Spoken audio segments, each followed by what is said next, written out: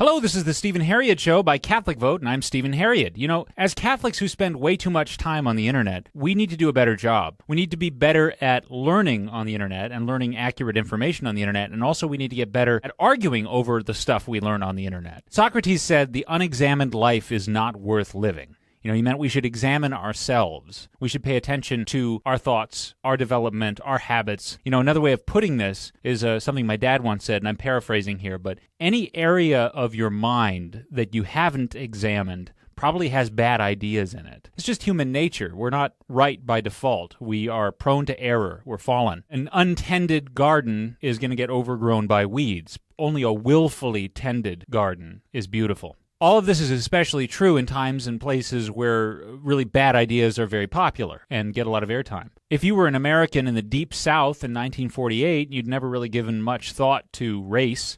You were probably a racist. And just the same way in 2018, if you're an American, even if you're educated, if you've never really given much thought to human nature and morality and so forth, you're probably pro-abortion. You probably don't know that many Middle Eastern refugees don't want to come to the West, but actually want ISIS to be defeated so they can return home. You probably don't know that South Americans are being brutally abused and killed on the U.S. border, and so fixing border security would actually be as pro-Mexican as it is pro-American. You probably don't know a lot of stuff. Like I said, anything you haven't really thought about, you probably have bad ideas about. You're probably wrong about the things you haven't examined. Why don't you stop talking and tell us what all this has to do with consuming news online? I'm glad you asked, John Podesta. There's a simple principle I like to put into how I consume news, and it's from the Catechism. A preferential love for the poor. You've probably heard of the preferential option for the poor. That's what I'm talking about. And by the poor, I don't mean just people who don't have any money. I mean people who are poor in spirit, i.e. innocent and good. I mean people who are vulnerable or who are particularly under threat or in danger.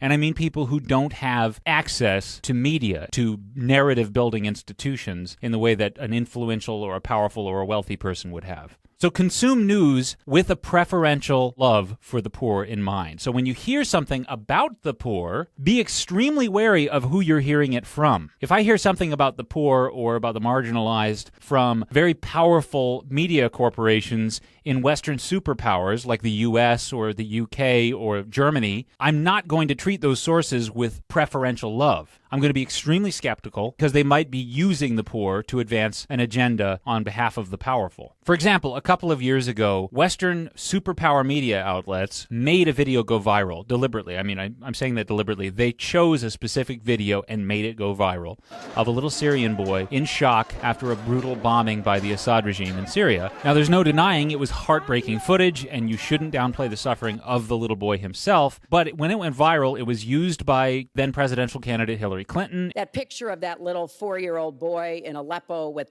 the blood coming down his face while he sat in an ambulance is haunting. It was used by all the major cable networks, and the message was clear, and it appealed to all the better angels in our nature, so be especially wary of emotional stuff like this. The message was, look at this poor boy. Don't you care about him?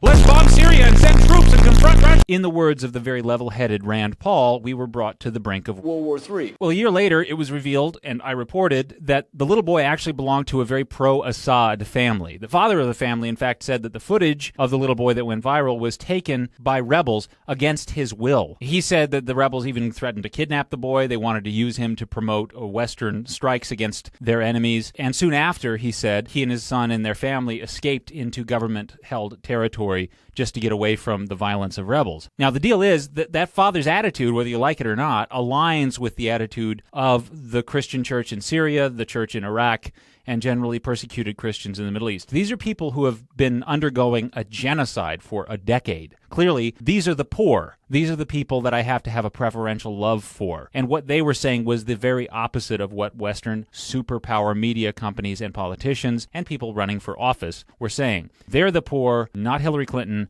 and not the BBC. Same thing happened in the aftermath of David Daleidon's first expose videos, which revealed that Planned Parenthood was harvesting baby organs and selling them. Again, here, it's really important to notice powerful media companies are capable of an incredible amount of coordination. They can strike as one. So for the weeks following the initial video from David Daleidon, all they would say about it was that the video footage was doctored and misleading, that it couldn't be trusted. And how did they know that? Why? Because Planned Parenthood said so. It's how these videos were edited, Planned Parenthood says. that is leading Planned Parenthood and its supporters to discredit the entire production. Over and over again, media outlets literally had Planned Parenthood officials come in and just sit in the studio so that they could give their press releases verbatim to the public. And then sometimes they would have David Daleiden on after the Planned Parenthood official, and they would say, what do you have to say for yourself? Obviously, it's all been debunked, and we've decided that your work is deceptive. Joining us now is the man behind those videos, David Daleiden. And what Planned Parenthood says, all Planned Parenthood says they're trying to do, they say that they're not selling the fetal tissue. And by the way, okay, Planned Parenthood disputes that. They say, we had the executive vice president of Planned Parenthood on. She says, so listen to what she had to say. Planned Parenthood does not make a profit on fetal tissue. Okay, David, you heard her. She says, what you did, she says, is unfair. The restraining order that is trying to prevent you from releasing some of the videos. Yeah, how are you responding to that? Scientists who use fetal tissue say, and Planned Parenthood says they're doing none of those things. Planned Parenthood says that you've deceptively edited the videos. David Daleiden, we appreciate you giving us your side of the story. Anyway, that media narrative was spread willingly and accepted by the federal government and federal officials who fund Planned Parenthood, by Hollywood, by academia, by Silicon Valley. It was even accepted as fact by the corporate world. Remember when all the major corporations boycotted Planned Parenthood because it was the right thing to do?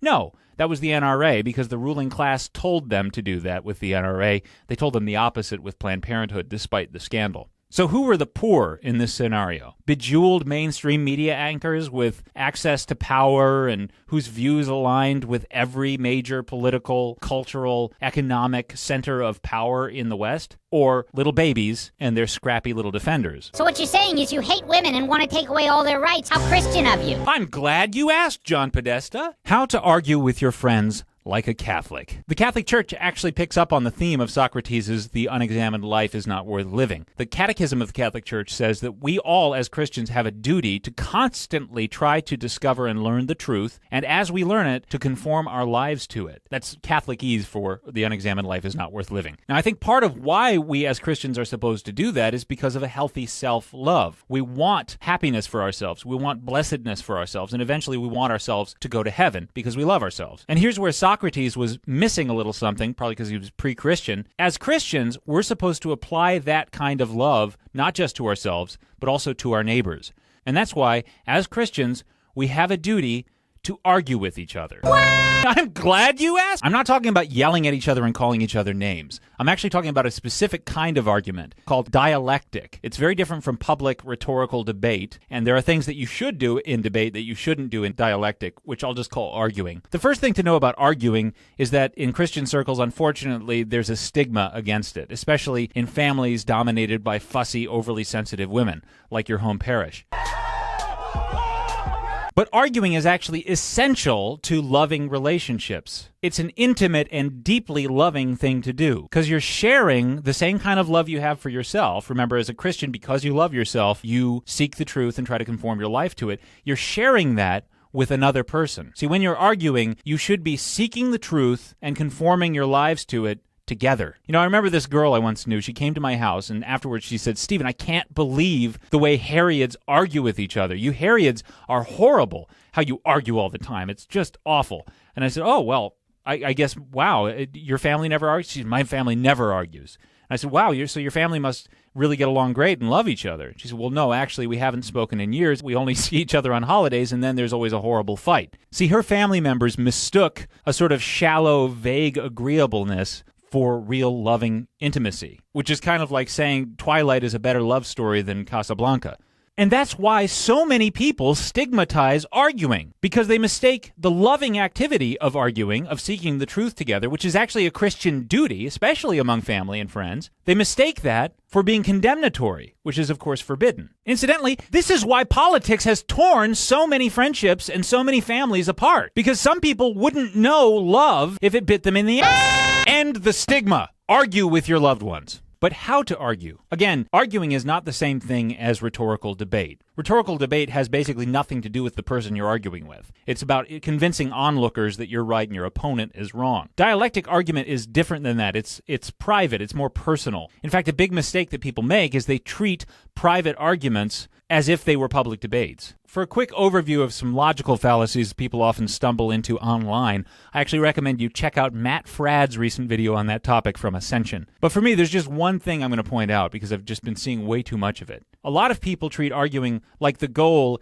is to say something about how good you are, or say something about yourself, and also say something about your opponent in an argument and how they're not a good kind of person. In fact, many people really do seem to think that the goal of having an argument with a friend is to wait for that person to say something beyond the pale or ludicrous, and then fixate on that thing. The argument's over. You said such and such, which just goes to show how you and people like you are awful. I'm not awful. You people are bad. I'm a good person. Conversation over, the end. But believe it or not, when you're having an argument and somebody says something off the wall or beyond the pale or extreme, you should actively try to dismiss that. Get it out of the way so that you can get to the meat of the conversation again. For instance, as I recently discussed with CRTV's Gavin McInnes, if you're arguing with a Spock-like, unfeeling intellectual like Kevin Williamson, and he says something like, since abortion is murder, women who have abortions should be put to death for killing a baby. What should you do? Well, a good Catholic arguer who's friends with him would say something like, well, Kevin, I think can we back down from that a little bit? I don't think it's a little extreme. I think sometimes it wouldn't be fair to the woman because she's been pushed into the abortion, and besides, it's not tenable. It's just never going to happen. But let's get back to the substance of the conversation. A moron, on the other hand, would say, oh my God, conversation over. You just said something really misogynist, and I'm not a misogynist, and you're a misogynist, and you just said the horrible conservative thing. It just goes to show, if you're unfortunate enough to have a leftist family member, and he says something like, the reason the GOP opposes minimum wage hikes is because GOP voters genuinely hate poor people and want them to die. What do you say? A good Catholic arguer might say something like, well, I can't quite go with you there because I don't want to accuse half of the country of being murderously hateful. But let's get back away from that and let's talk about maybe whether minimum wage laws have a good track record of helping the poor. Or, if you're a moron, you could say something like, oh my, I can overbelieve you said the hateful nut. You just said the leftist thing. Goes to show. I could go on forever about arguing and learning, but mostly I just want you to have this takeaway. I want you to remember, 1, constantly endeavoring to learn the truth and conforming your life to that truth as you discover it is a Christian duty. 2, when it comes to political news online, that means learning the truth from the news with a preferential love for the people with the least access to the narrative-building machinery of Western media, not those with the most. And 3, arguing is a loving and intimate activity that everyone should do, especially Christians, and especially with friends and loved ones. Sound right to you, John Podesta? Sounds just like what a bigoted, right-wing, hateful piece of